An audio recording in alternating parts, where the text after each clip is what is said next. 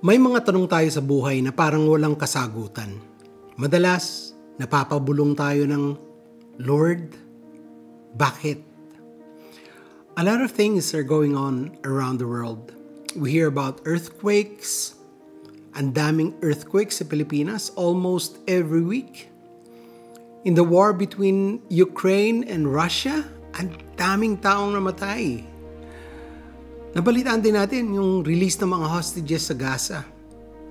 Not only Israelites but also Americans.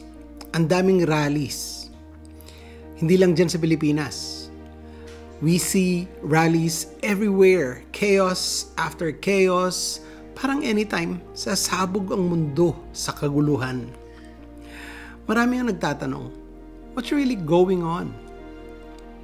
Yes, tayong mga Kristiyano, alam natin kung ano ang sinasabi ng Bible na mangyayari during the last days. Yung mga nagbabasa ha, at alam natin na hindi nabubuti pa. Things will happen. Yung iba, kibit-balikat lang. Pero, what if? Kung ang tragedy happens in our own home? What if? Suddenly, ang mahal natin sa buhay ay na-diagnose ng terminal disease. What if, kung isa sa mahal natin sa buhay ay nirush sa emergency room? What if, parang ang kaibigan nating pastor, a faithful pastor, tulad ni Pastor Ricky, who is serving God wholeheartedly, suddenly dies? What if someone you love survived an accident and end up paralyzed at inalagaan mo ng maraming taon, believing that God will heal him? Tapos, pumanaw din ng ganun ng condition.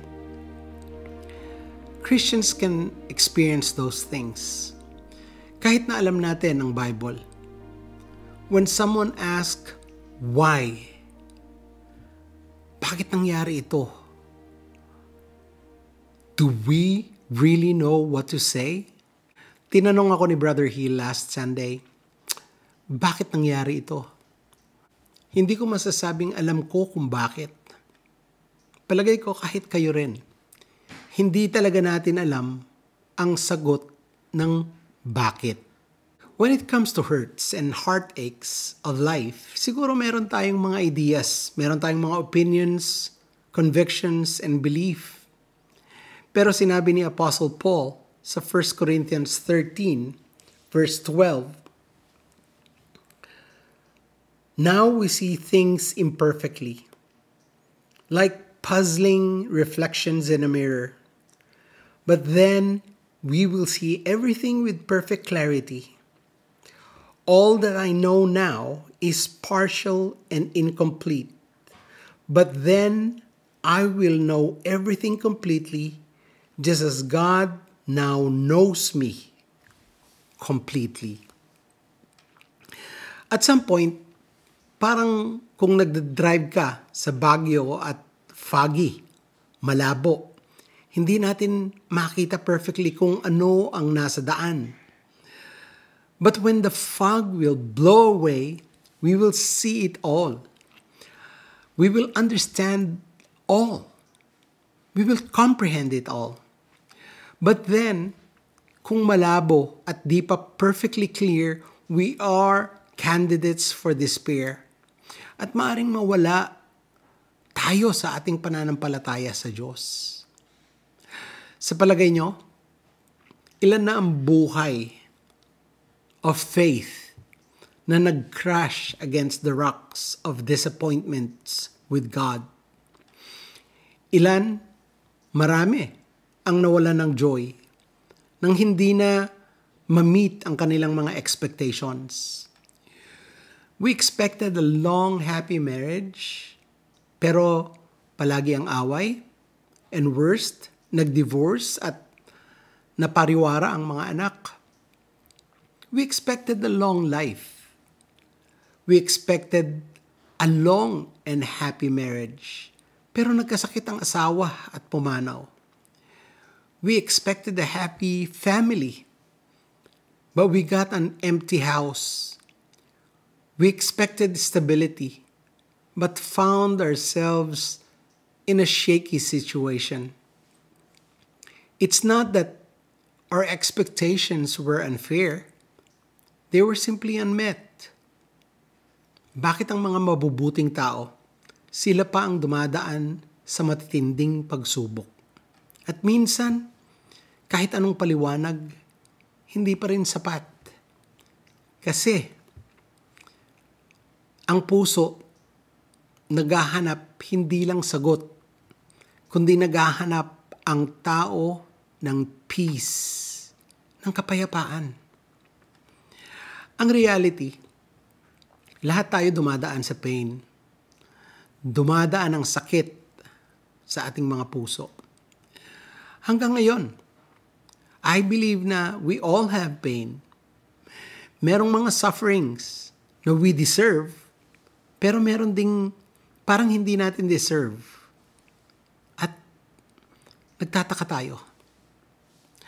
What about disabilities? What about deformities or even death? Ang mga ito ay mga painful sufferings. Anong gagawin natin? Usually, ang sagot natin, yun ang nagdedetermine kung anong klase ng tao we will become. Bakit kaya may mga taong bitter? Galit sa lahat, suplado, pikon, at masungit.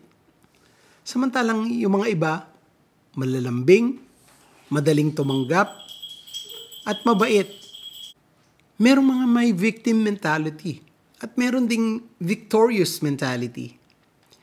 Ang mga ugaling ito ay resulta ng pag-respond sa pain na dinadanas sa buhay. Merong mga biblical truth kung bakit may pain and suffering. Isa rito ay sa buhay ng tao, walang pain-free option. Laging may darating na pain sa buhay natin. Sinabi doon sa John 16:33, sabi ni Jesus, "In this world you will have tribulation." Hindi sinabi ni Jesus na you might have or you could have tribulation. Ang sabi niya, you will have tribulation. Sa mundong ito, parte na ang pain sa buhay natin. Pero, itong realidad, lahat gumagawa ng sariling paraan na isolve yung pain. Yung ibang mga tao, nilulunod nila ang pain sa alak. Some escape through workaholism. Some escape through looking at pornography or distractions. Pain is everywhere, mga kaibigan. Parang normal na ang pain. Everyone deals with it. Meron ding ginagamit ang pain para magpursige. Pero, oo, mukhang positive ang reaction na ito. Pero, pag nakaangat sila, nanatili ang negative mindset ng pain. Parang isa sa mga kabatch ko na naging successful, bitter pa rin kahit mayaman na siya. Dahil hindi niya nakita ang Diyos na gumalaw sa buhay niya. Kaya kung laging may pain, hindi na surprising.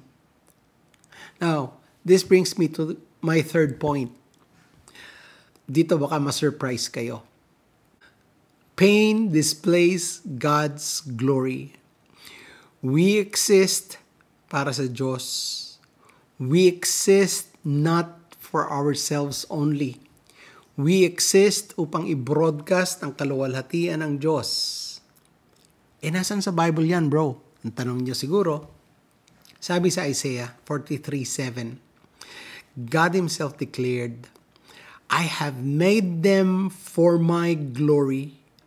It was I who created them. Now, I'll give you an illustration. Parang tayo, mga buwan o moon para sa Diyos. Tayo ang nagre-reflect ng light ng Panginoon. Kung ang moon ay naiwang mag-isa, walang purpose. Wala. Walang may alam na nandun siya. Walang nakakapansin. We alone, without God in our lives, we have no light. Pero, kung nakaposisyon tayo according sa direction ng light ng Panginoon, kung nakaposisyon tayo ng tama, we cast God's light into the dark night. Billboard natin ang Diyos. Tayo ay inalagay sa kinalalagyan natin upang ipagmalaki ang kanyang mga kadakilaan. And nothing glorifies God greater than suffering. Kahit sino can glorify God when days are easy. Kung walang dinadaan ng mabigat na pagsubok, pero iba na ang kwento pag nagdadatingan na yung araw ng mga problema. When the days are tough, that's when true faith shines the most. Kung maisapuso natin at maintindihan natin at maunawaan ang pain sa konteksto ng glory ng Diyos, maaring mabago ang lahat at hindi masisira ang ulo natin sa sakit na dinadaanan natin. Now, let me tell you a story. Ito'y kwento tungkol kay Job. Ito ang na-discover ni Job. Sabi doon sa Job chapter 1 verse 1, Job was blameless and upright. He feared God and shunned evil. Now, kung titingnan natin dito, Job was a good man. He is a family man.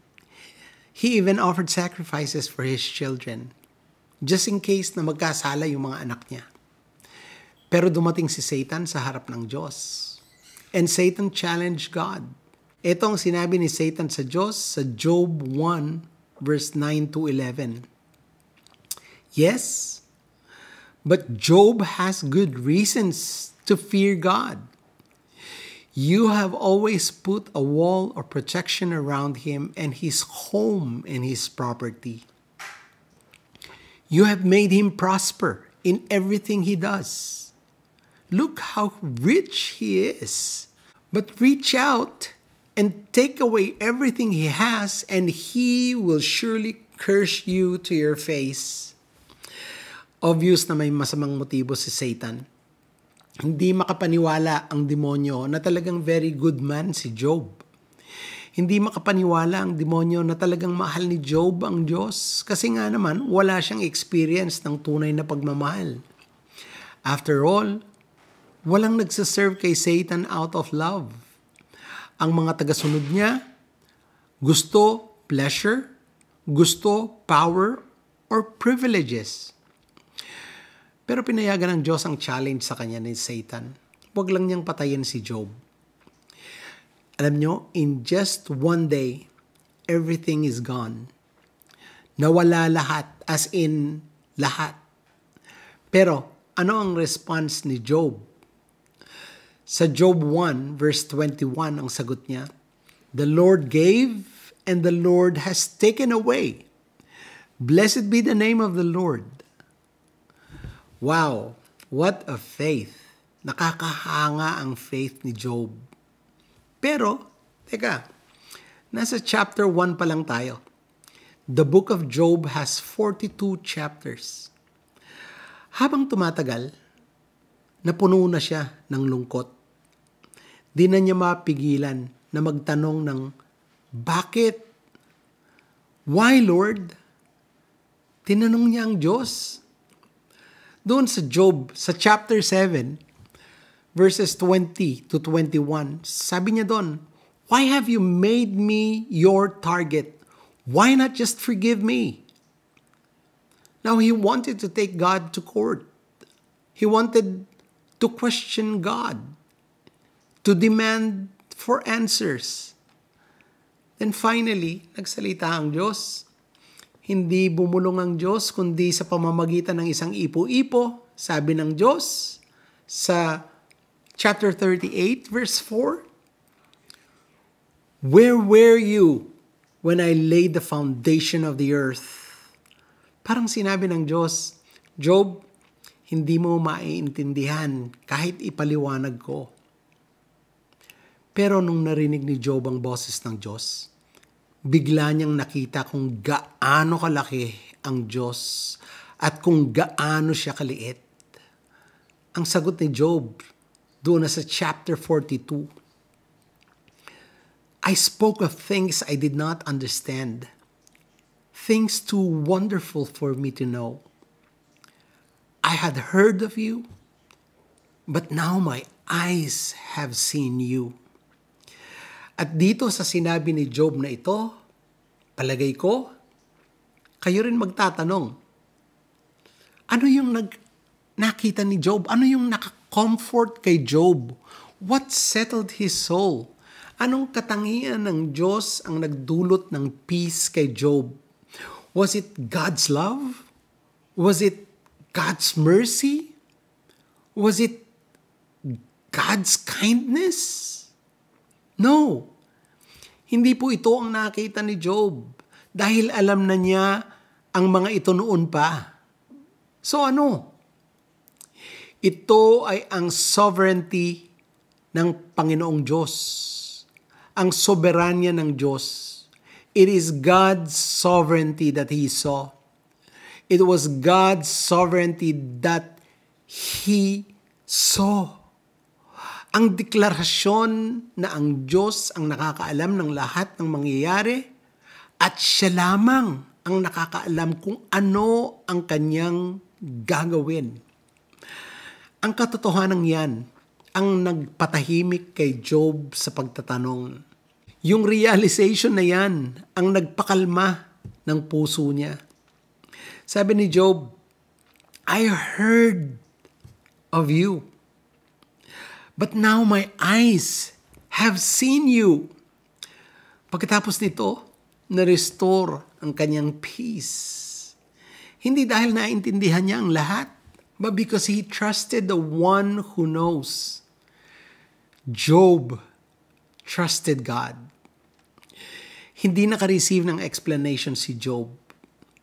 Ang na-receive niya ay revelation kung bakit siya nag-suffer. Job didn't get an answer. He got an encounter with the one who is in control, God. Mga kaibigan, may sarili tayong mga pinagdadaanan, mga paghirap, mga pagsubok, o mga problema. Marahil hindi kasing tindi ng kay Job. Pero these are real. These problems are for real. May mga pagkakataon na feeling natin, gusto na lang natin mag-quit. Ayoko na to, Lord, suko na ako. Feeling mo, gusto mo nang tumalikod talaga. Tumalikod sa Diyos. You feel like throwing away your Bible, ayaw mo nang magbasa. Naintindihan ko yon, kapatid. I get it. Ang trahedya, mga problema, ay lumalaban. Talagang todo laban sa ating faith, sa ating pananampalataya. Pero, please, huwag niyong i-allow ang faith niyo na maging isa sa mga casualties. Instead, subukan niyong sumandal sa Diyos. Merong mga practical steps na magpapaalala sa atin upang sumandal sa kabutihan ng Diyos. We can invite God to use our suffering for His glory. Parang si Paul, na record doon sa 2 Corinthians at saka sa Philippians, yung mga experiences niya. Like Paul, let your weakness become a window for God's power. And as much as you can, resist the urge to demand for reasons. Trust God even when you don't understand Him. And then, guard your thoughts. Napag-usapan namin ni Brother Hill at saka ni Brother Sam last Sunday kung paano bantayan ang ating thoughts. Huwag hayaang manaig ang negative na kaisipan. Don't let bitterness take root. Let positive thoughts, truth, and worship fill your mind. Pero ito ang most important. Welcome this truth into your heart. Ito yon. Naiintindihan ng ating Panginoong Diyos ang lahat ng ating pinagdadaanan. Jesus understands all the pains and suffering that we are going through. Walang iba na mas nakakaintindi ng ating mga pinagdadaanan o ng pinagdaanan ng mga sufferings more than our Lord Jesus Christ. Lahat ng sakit at mga sugat na naranasan ng tao, naramdaman ni Lord Jesus. Our Lord felt every sorrow. He felt every wounded soul. Pinagdudahan siya. He was betrayed. At iniwan siya ng kanyang mga malalapit na kaibigan. He was falsely accused. Dinala siya sa korte, nilitis siya, hinatulan ng isang duwag na hukom, pinahirapan, ipinako sa krus, at di pa sila nakontento. Pinatay pa siya. Friends, may mga panahon na hindi mo makuha ang logic ng Diyos.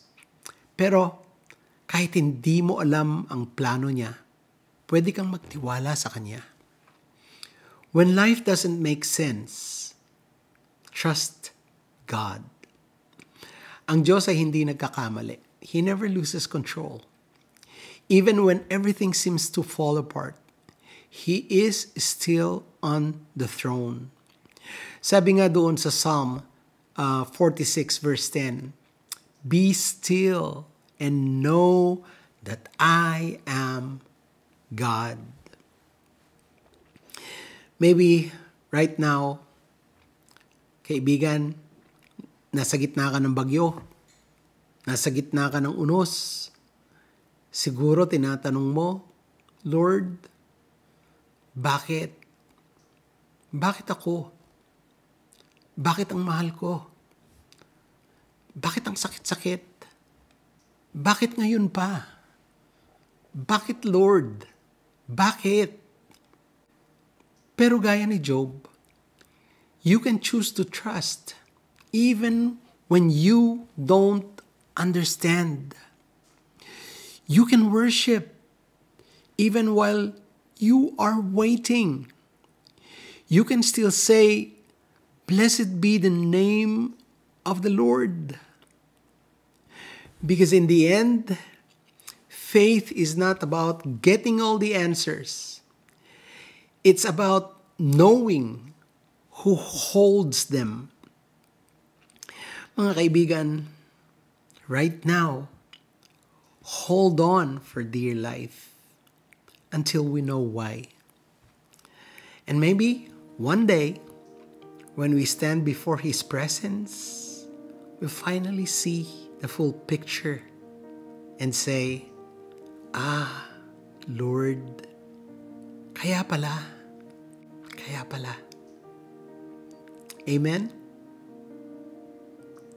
Hallelujah. Let's pray. Lord, teach us to trust in You, even when life doesn't seem to make sense.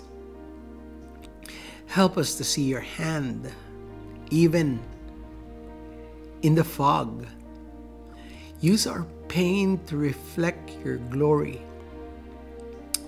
Like Job, may we say, I heard You.